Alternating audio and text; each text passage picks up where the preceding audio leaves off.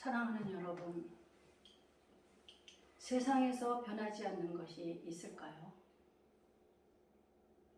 여러분들은 혹시 영화 속에나 나오는 아름답고 슬픈 사랑 이야기를 하나쯤 간직하고 있지는 않으십니까?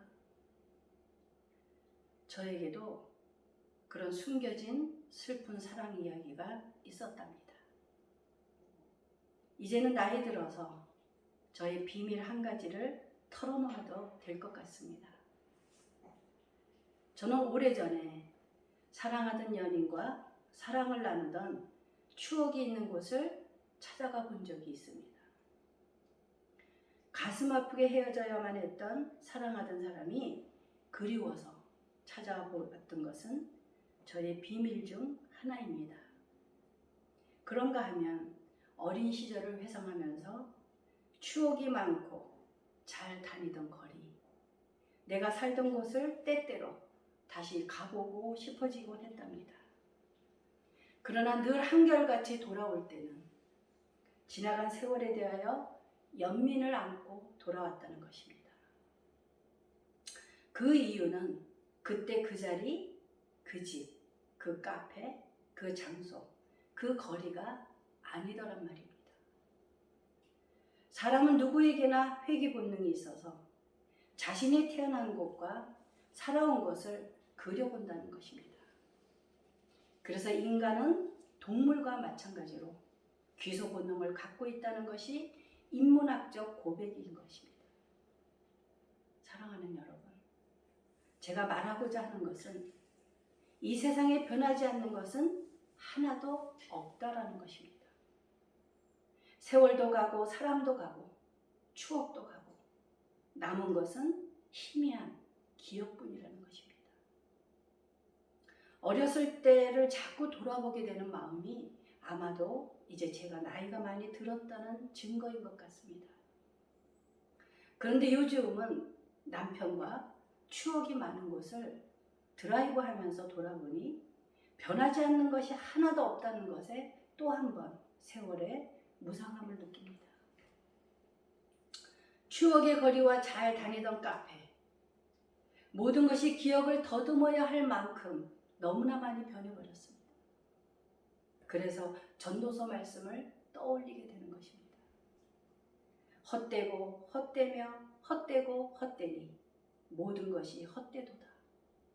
한 세대는 가고 한 세대는 오되 땅은 영원히 있도다. 이 세상에 변하지 않는 영원한 것은 없다라는 것입니다. 특히나 믿을 수 없는 것은 사람의 마음이라고 하는 것입니다. 우리가 누군가 굳게 믿고 의지할 사람을 찾는다면 세상에 그런 사람은 없다라는 것을 생각하면 참으로 슬픈 일입니다. 나를 누군가에게 맡기고 의지하기 위해서는 반드시 신뢰가 있어야 합니다.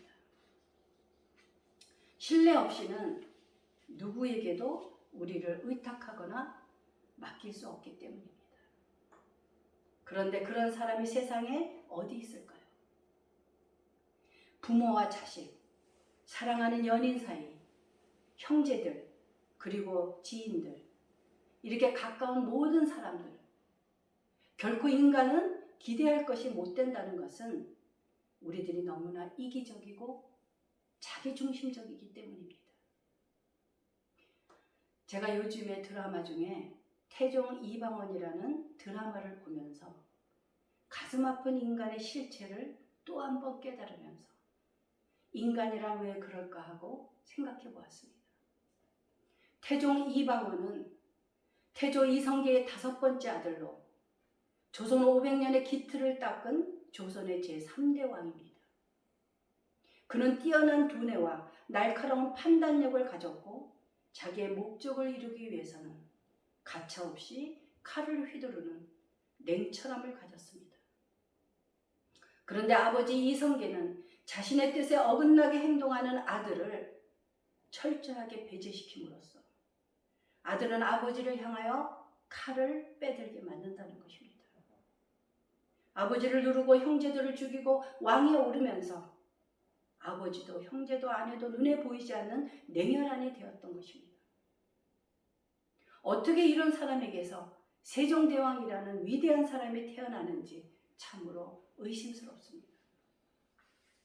저는 이렇게 이성계, 이방원, 세종대왕 3대를 돌아보면서 역사의 주인은 하나님이신데 그렇다면 하나님의 섭리 속에서 그 역사는 필연적이 아니었을까 생각해 보았습니다. 아마도 세종대왕은 일찍이 아버지의 삶의 행태 속에서 많은 교훈을 얻었을 것입니다. 결코 아버지에 대한 신뢰도 없고 존경할 수도 없었을 것입니다. 아들이 아버지를 존경하지 못하고 신뢰하지 못한다는 것은 참으로 슬픈 일입니다. 그러나 많은 지나간 역사가 우리들에게 그것을 보여주고 있습니다. 자신의 목적을 위해서는 피도 눈물도 없다는 것입니다. 이것이 바로 인간의 실체입니다. 우리들은 신뢰할 수 있는 사람이라 할지라도 언제든지 깨어지기 쉽고 불완전한 존재들입니다. 10분 중에 1번 잘못해도 신뢰감은 불신으로 추락해버리는 것은 아주 순간이란 말입니다.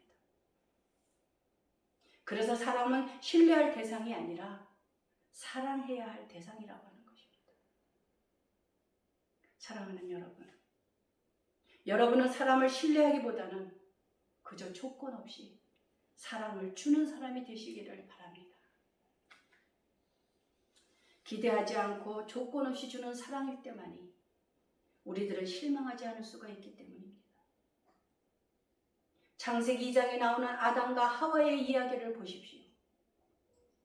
여호와 하나님께서 사람이 혼자 사는 것이 좋지 아니하니 내가 아담을 위하여 돕는 배필을 지으리라 말씀하시고 아담을 깊이 잠들게 하셔서 그 갈빗대 하나를 취하여 여자를 만드셨습니다.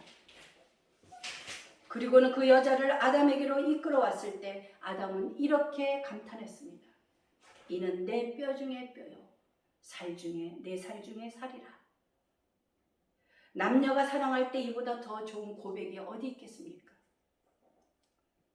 당신은 나의 전부라고 하는 것 아니겠습니까? 그런데 3장으로 가서 인간의 타락이 나오게 됩니다. 하와가 뱀의 유혹을 받고는 하나님이 먹지 말라고 명하신 선악과를 자기도 먹고 함께 있는 남편에게도 주어서 먹게 하였다는 것입니다.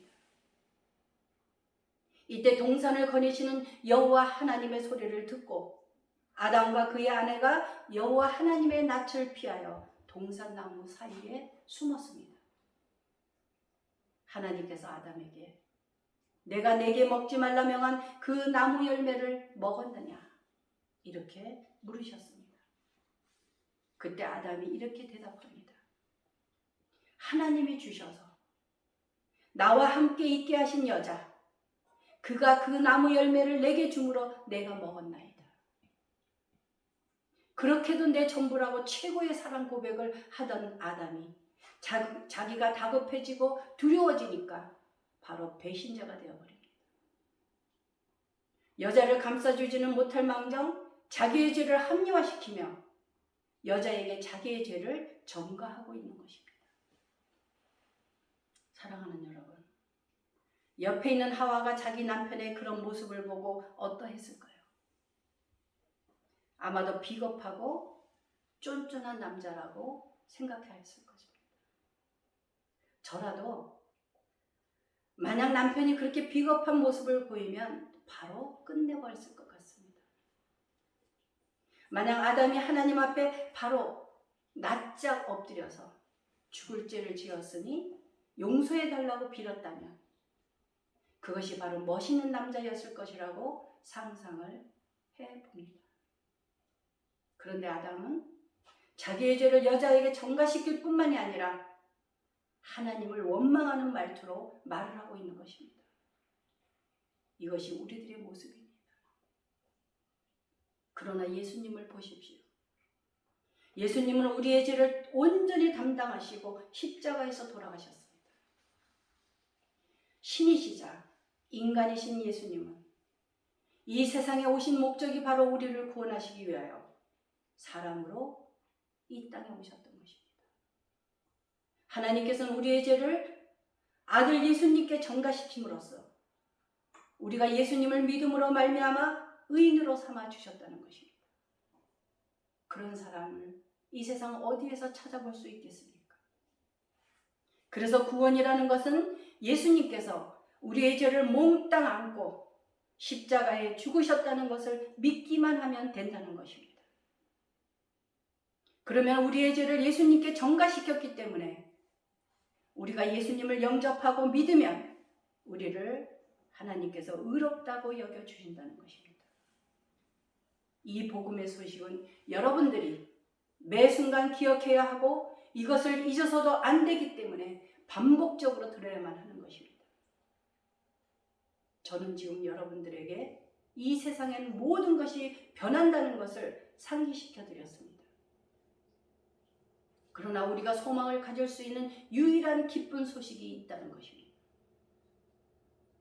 바로 영원히 변치 않는 불멸의 사랑 이야기입니다. 영원히 변하지 않는 불멸의 사랑을 믿는 사람의 기도가 바로 오늘 본문 시편 31편인 것입니다. 내가 나의 영을 주의 손에 부탁하나이다. 진리의 하나님 여호와여 나를 속량하셨나이다. 이렇게 5절에서 말씀합니다. 부탁이라고 하는 것은 아무에게나 할 수 없는 것입니다. 신뢰가 있고 믿음과 확신이 있어야만 나를 맡길 수 있다는 것입니다. 다윗은 그가 당한 고통과 괴로움을 주께 호소하는 탄식시의 형태로 이렇게 기도하고 있는 것입니다. 다윗은 공경 가운데서도 하나님께 자신을 철저하게 맡기고 있습니다. 원수의 위험에 직면한 다윗은 하나님을 전적으로 신뢰하고 있는 것입니다. 무엇을 신뢰하고 있습니까? 바로 하나님의 변치 않는 사랑입니다. 그렇게 확신을 가지고 원수의 올무에서 건져달라고 호소하고 있는 것입니다. 영이라고 하는 것은 히브리어로 르하흐라고 하여 본디 바람이나 숨을 뜻하는 것입니다. 그러나 여기서는 생기나 생명을 가리키면서 자신의 생명을 주님께 부탁하고 있는 것입니다. 내가 내 영을 주의 손에 부탁하나이다 라는 말씀은 예수님께서 십자가에서 임종하실 때 자신을 하나님 손에 맡기면서 하셨던 말씀을 오늘 시편에서 인용하고 있는 것입니다. 이 문장은 개인이 임종을 맞이할 때 자신의 영혼이 하나님께 다시 돌아간다는 확신을 표현하는 전례가 되었습니다. 그런데 오늘 이 문장은 나의 삶을 주님의 처분에 맡긴다고 하는 것입니다. 하나님이 개입하셔서 자기를 도우시리라는 확신을 표현하면서 내 미래가 하나님께 달렸다는 것입니다. 이것은 고난의 한가운데 처했을 때 실존적인 믿음의 고백인 것입니다. 내가 어찌되든지 하나님 마음입니다. 그러하오니 기꺼이 순종하겠습니다. 이렇게 고백하는 것과 같다는 것입니다. 또한 나의 운명이 하나님의 수중에 있다는 뜻이기도 합니다. 종교개혁자 칼빈은 사람이 일생에 하나님의 섭리에 이처럼 의지하지 않았다면 그는 사는 것이 무엇인지 모르는 사람이라고 말했습니다. 사랑하는 여러분, 여러분도 이러한 기도를 드려보십시오. 나의 영을 주님께 부탁합니다라는 기도를 확신을 가지고 기도할 때 그것이 바로 하나님께서 확실하게 받으시는 기도라는 것입니다. 오늘 이 시편은 하나님이 확실하게 들으시는 기도의 모본이라고 불려지고 있습니다. 그것은 처음부터 끝까지 확신으로 가득 찬 기도이기 때문입니다. 이 시편은 여호와를 엘 에멧이라고 부르고 있습니다. 언제나 진실하고 변하지 않으시는 까닭에 신뢰할 수 있는 하나님이란 뜻인 것입니다. 또한 시편 기자는 신실하신 하나님께 아뢰을 때에 하나님의 속성을 거듭 지칭하고 있습니다. 여호와는 나의 반석, 나의 산성, 나의 바위, 나의 피난처라고 하는 것입니다.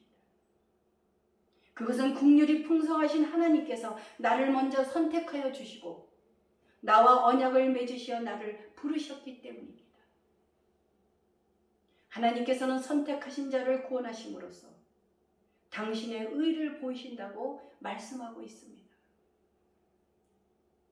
1절에서 여호와여 내가 주께 피하오니 나를 영원히 부끄럽게 하지 마시고 주의 공의로 나를 건지소서.